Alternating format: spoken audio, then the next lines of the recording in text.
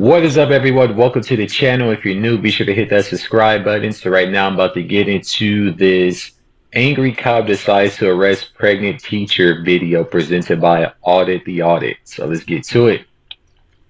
These videos are always interesting.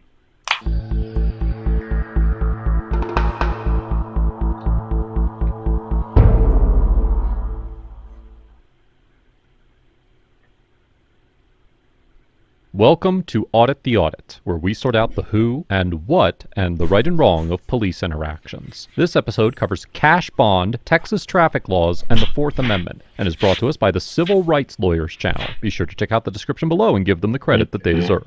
On July 30th, 2021, Officer James Reynolds of the Fort Worth Police Department pulled over pregnant language teacher Vilmaris Montalvo while she was driving to pick up her husband from the hospital after surgery in Fort Worth, Texas. According to Officer Reynolds, he initiated the traffic stop because Ms. Montalvo did not move over or slow down when passing a stopped emergency vehicle, and Ms. Montalvo did not pull over for several miles after he activated his cruiser's emergency lights. Ms. Montalvo eventually stopped her vehicle in a parking lot, and the interaction that followed was captured by Officer Reynolds' body camera.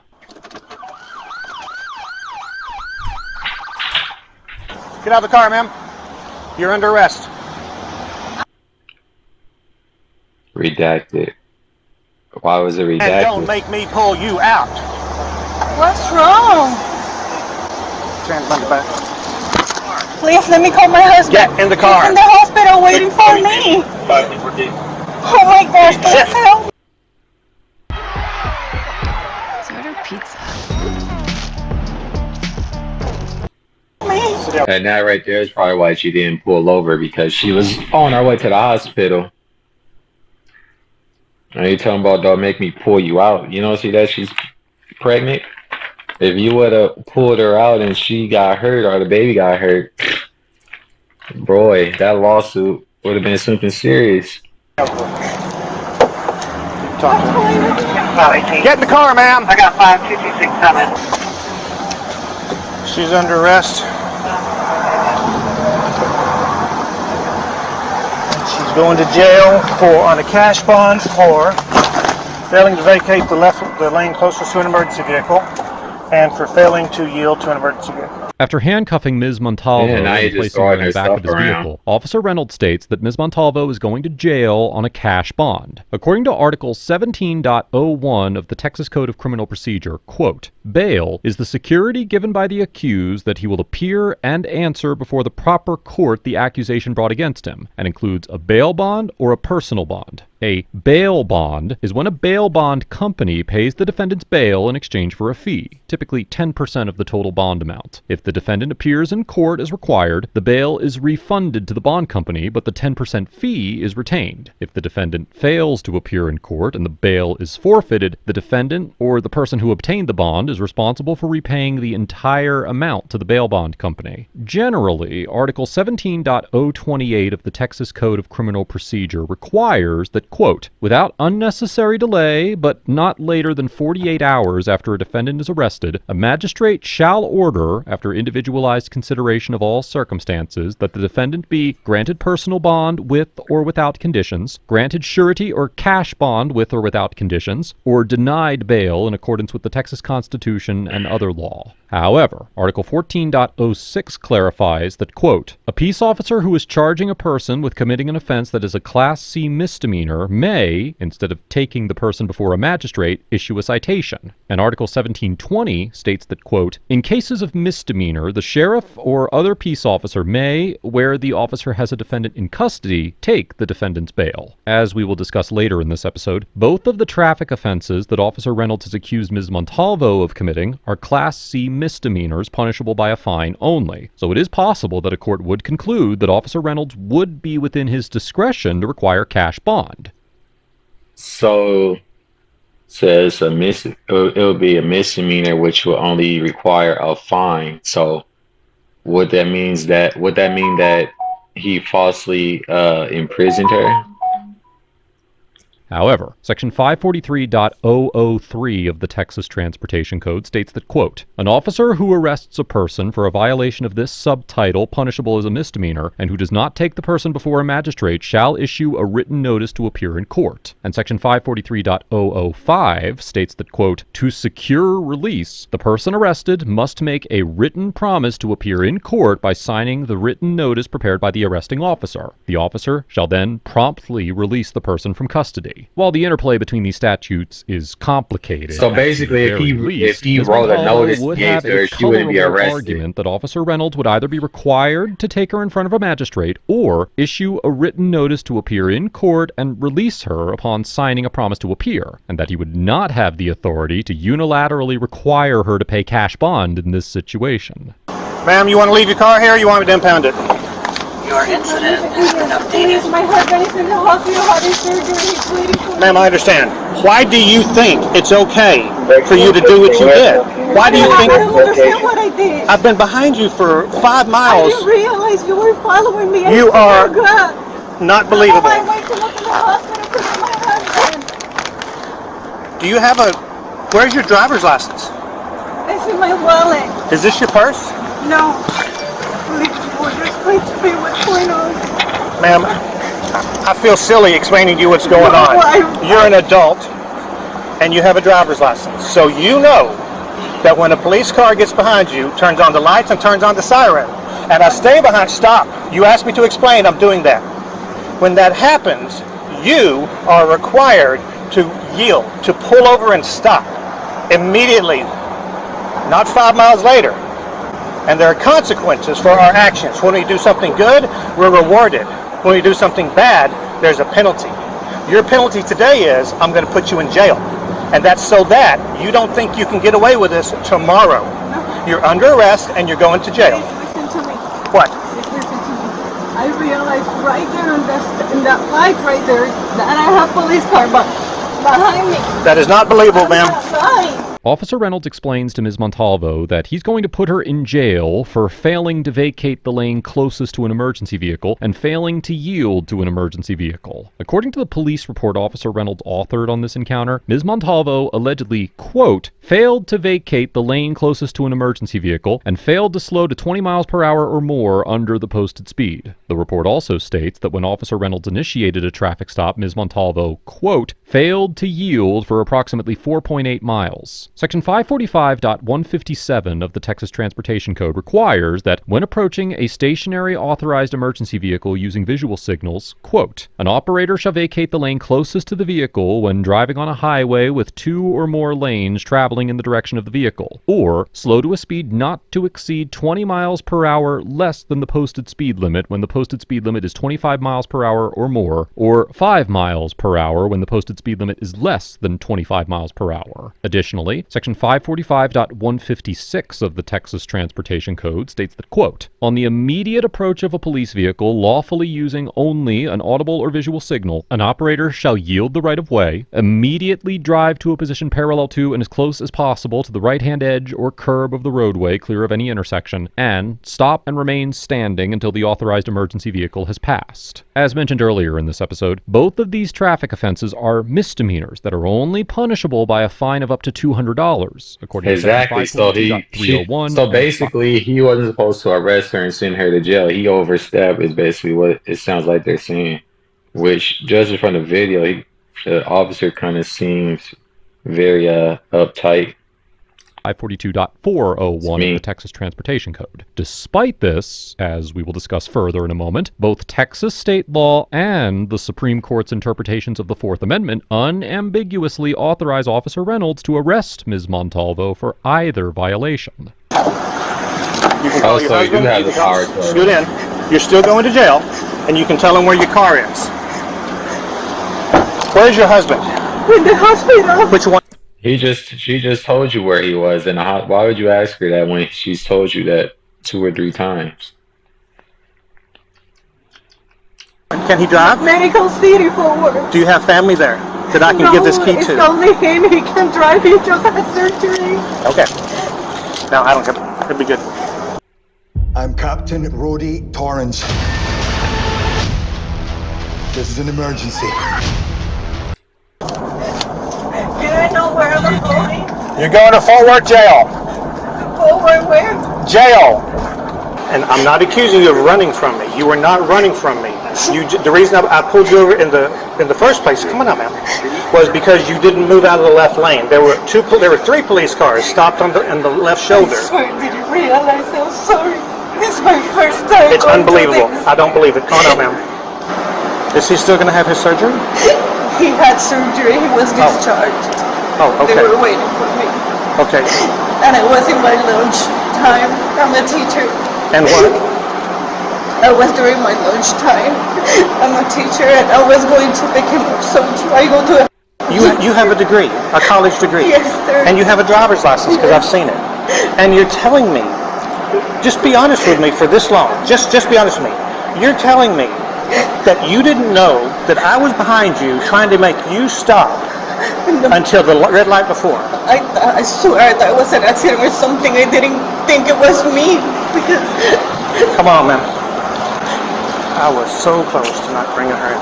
Just writing her a ticket.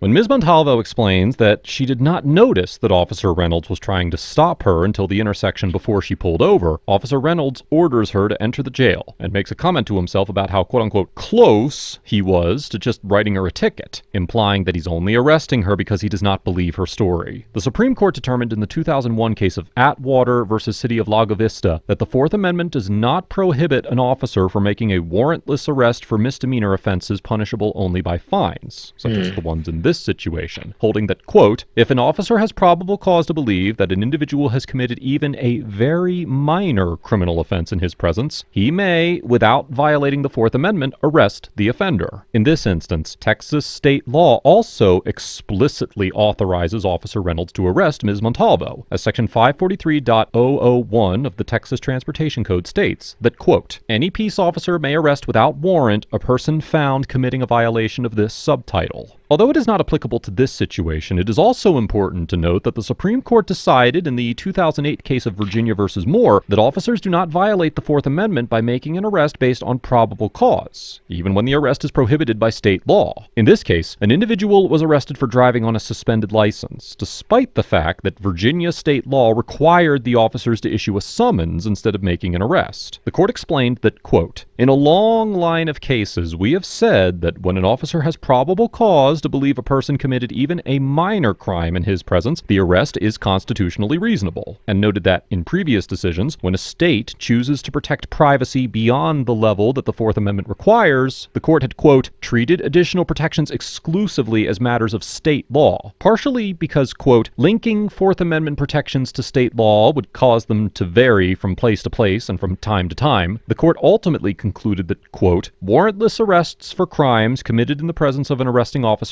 are reasonable under the Constitution, and that while states are free to regulate such arrests however they desire, state restrictions do not alter the Fourth Amendment's protections. Therefore, even if Texas law explicitly prohibited Officer Reynolds from arresting Ms. Montalvo for a traffic offense, a court would almost certainly determine that he did not violate the Fourth Amendment by arresting her. You see how much the interpretation of the laws is kind of like contradictory depending on which level of the law you use to interpret it. It says that the state law would basically be in her favor, but I guess because of federal law, it would be in the police favor. It's kind of interesting. So let me ask you this. So even if you knew I just wanted to pass you, why wouldn't you pull over and let me pass you? I can't help you. Sorry. Yeah. Go ahead. I'll take it now.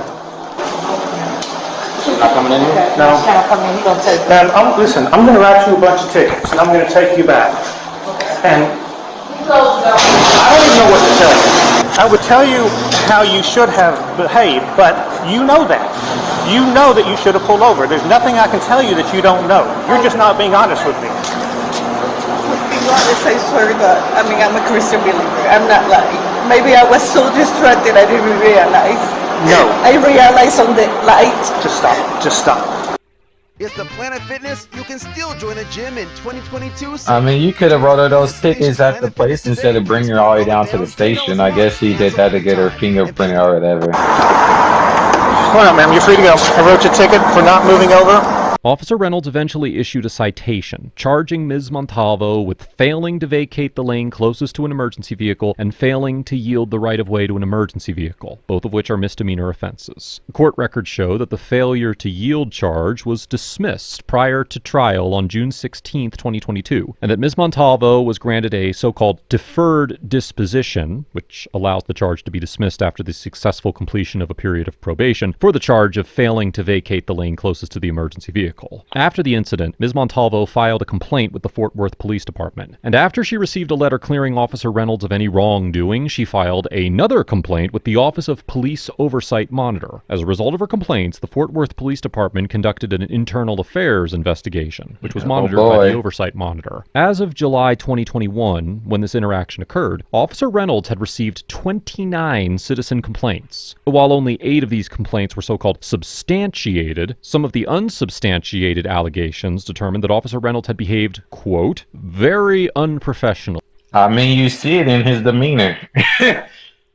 I wouldn't be surprised that he received all those complaints based off of his demeanor.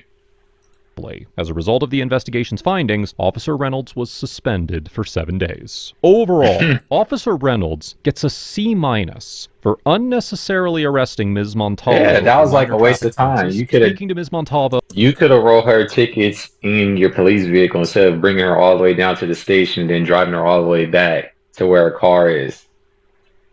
Meanwhile, her husband is waiting to be picked up from surgery. In a callous and condescending manner throughout the encounter, and allowing his emotions to dictate his decisions instead of relying on you're not supposed to do that. You're supposed to remain calm and neutral throughout the situation.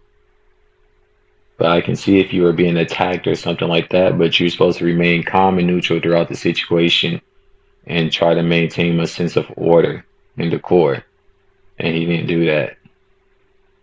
Practices. Although Officer Reynolds was within his legal authority to arrest Ms. Montalvo for her traffic violations, it was an excessive and unproductive overreaction to do so. And the fact that he chose to arrest Ms. Montalvo before hearing her side of the story and discovering the circumstances that likely contributed to her driving errors provides further evidence that Officer Reynolds decided to arrest her because he was angry that she did not immediately yield to his authority. This interaction is yet another example of the abuses of power that can occur when officers make decisions based on their egos rather than their training, and are driven by their emotional responses rather than a desire to protect and serve their communities. Ms. Montalvo gets a B, because while I have a tremendous amount of empathy for the stress caused by a loved one having surgery, if she truly did not notice that Officer Reynolds was attempting to pull her over for nearly 5 miles, she was not paying enough attention to the road to safely drive her vehicle. Life is full of stressful situations, and it is vital for the safety of everyone on the road that drivers do not get behind the wheel when they are not in the state of mind to drive effectively and attentively. That being said, Ms. Montalvo certainly did not deserve to be arrested for her driving mistakes, and it was entirely inappropriate for Officer Reynolds to subject her to this unnecessary amount of additional stress, particularly while she was pregnant. Let us know if there is an interaction or legal topic you would like us to discuss in the comments below. Thank you for watching, and don't forget to check out my second channel for even more police interaction content.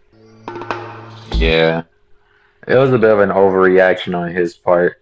It could have been handled a lot better. Let's see what the people have to say.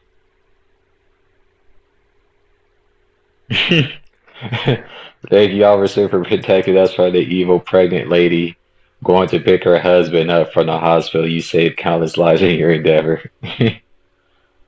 29 complaints is insane because most people would never dare file a complaint against an officer for fear of retaliation. So 29 likely means he does this on a daily basis and only got called out on it in 29 times. Well, it said that out of the 29, 8 were substantiated. So that's what, like a 30% substantiation ratio, give or take.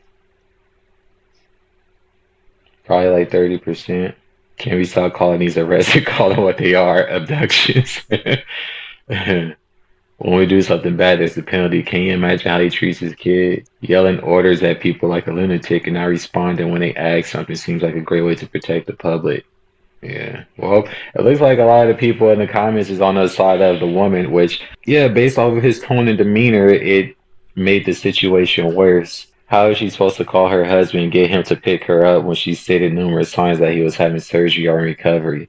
That is almost the only thing she said, and the police officer completely ignored it and only displayed his poorly placed authority over her the entire time.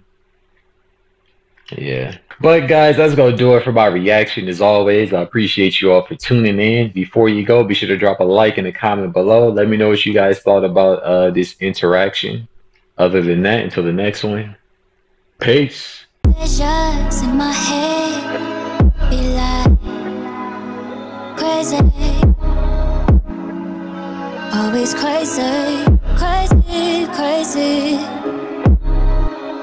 Whoa, baby, baby, so crazy, so crazy. Visions in my head be like crazy, always crazy, crazy, crazy. Visions in my head be like crazy, always crazy, crazy, crazy. Visions in my head be like crazy, crazy.